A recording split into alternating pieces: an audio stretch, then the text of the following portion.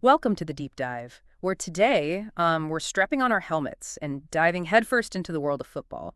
Well, more specifically, the linebacker position. Through a book that's about as subtle as a bone-jarring tackle, Murder, Massacre Mayhem. I see you've got the book right there. Just that title alone is something else. Right.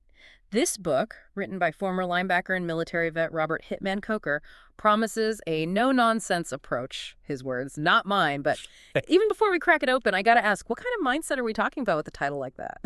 Well, you hit the nail on the head with mindset. Coker's coming at this from a perspective that blends his military background with his time on the field. And yeah, Murder, Massacre, Mayhem might sound intense, even jarring to some, but it speaks to a certain mentality he believes is essential for success at the linebacker position. Okay, let's unpack that. Coker lays out these 7 codes he believes every linebacker should embody: murder, massacre, mayhem, menace, malice, maim, and mischief. Honestly, just reading that list gives me chills. Where do we even start? It's a wild ride, that's for sure. And you're right, starting with murder is probably the most logical place. Now, before you imagine anything illegal, Cooker's very clear that these codes are about channeling aggression within the rules of the game. But for him, murder is about more than just making a tackle. He describes it as delivering a hit so impactful that it leaves a mark on the entire game. So it's almost like psychological warfare. Like if you're the running back going up against a linebacker who embodies this murder code, you're going to think twice about challenging them. Exactly. Think about the fear factor. It plays a huge role in football.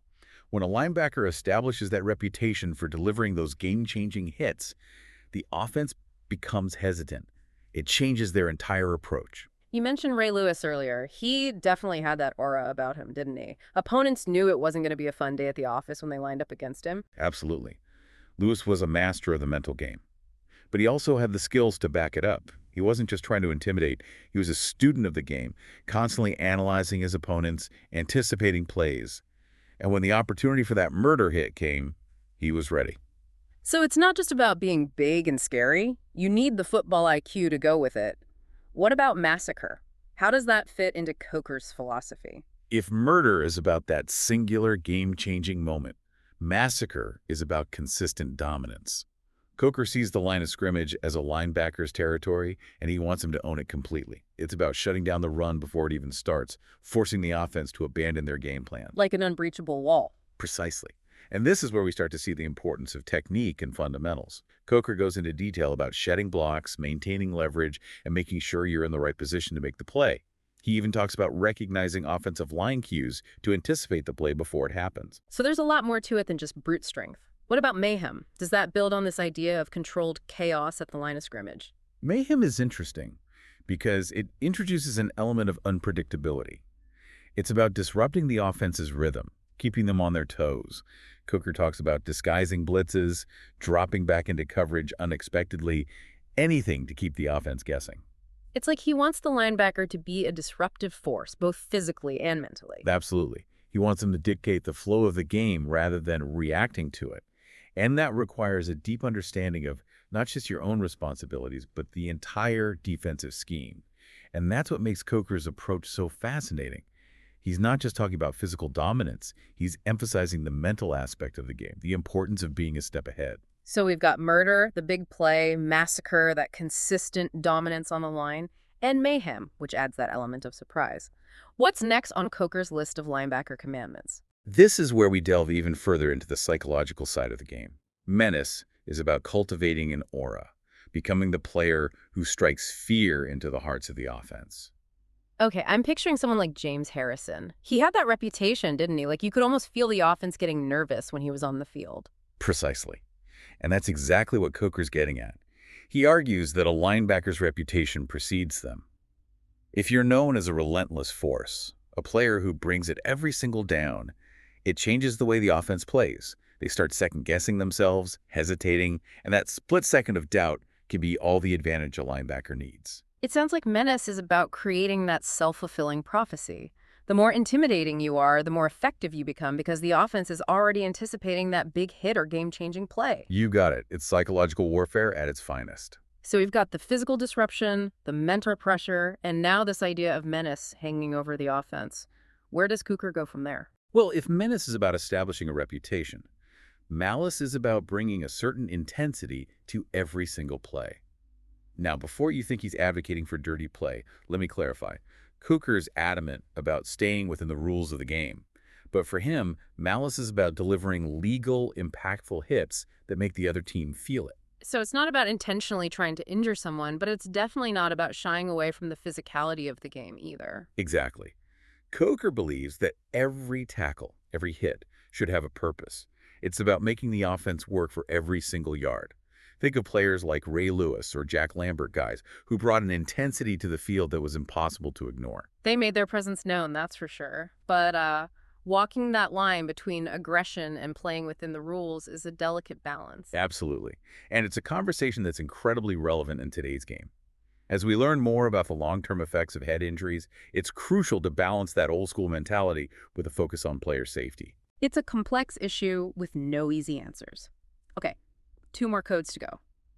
Mayhem is next, and to be honest, it's a bit jarring, even in the context of football. I understand the reaction, but remember, Coker's using very deliberate language here to make a point. He's not literally advocating for injuring players.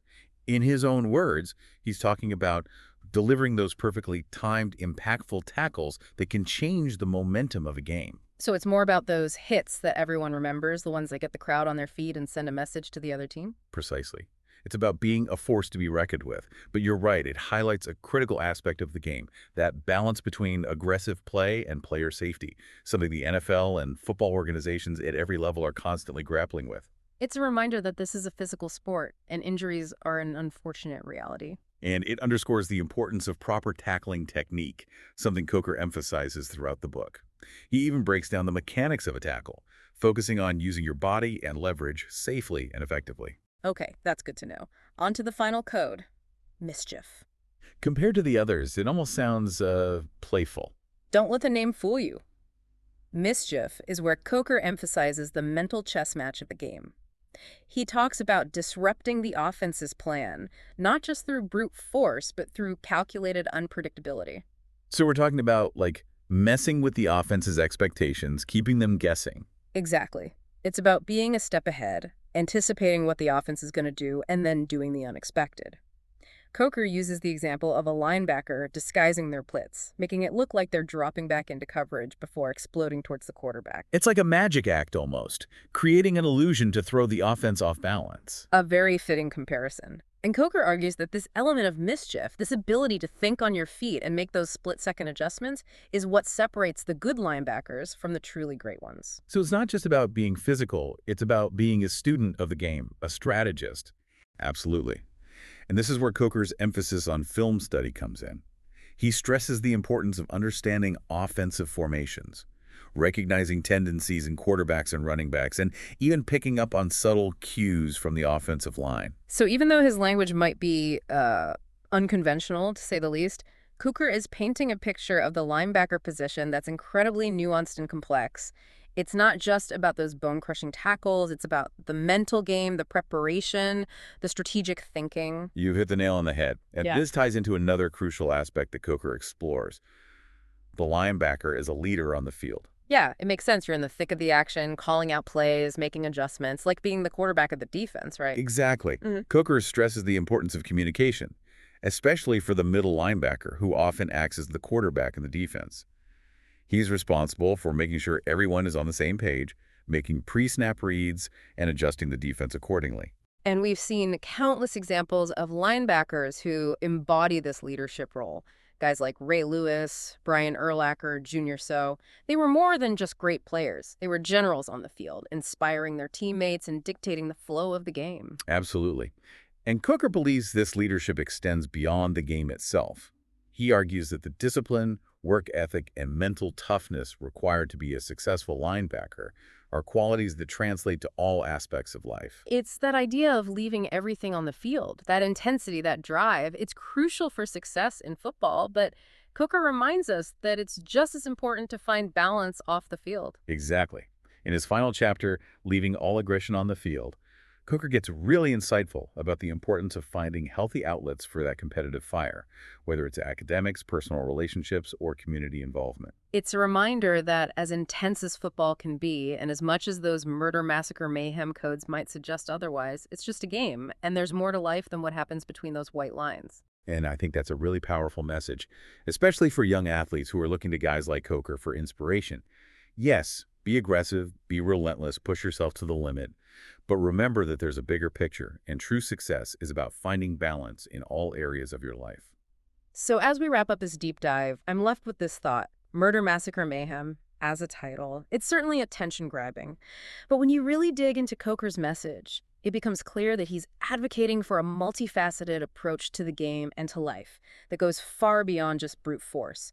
He's talking about strategy, leadership, mental toughness, and personal growth. It's a fascinating and, dare I say, insightful read. I couldn't agree more.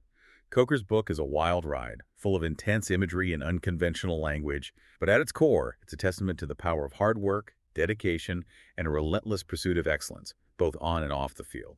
And on that note, we'll leave you to ponder Cooker's unique philosophy. Does his approach resonate with you? Is it too intense, or does it capture the essence of what it takes to excel in a demanding sport like football? We'd love to hear your thoughts. Until next time, this is The Deep Dive, signing off.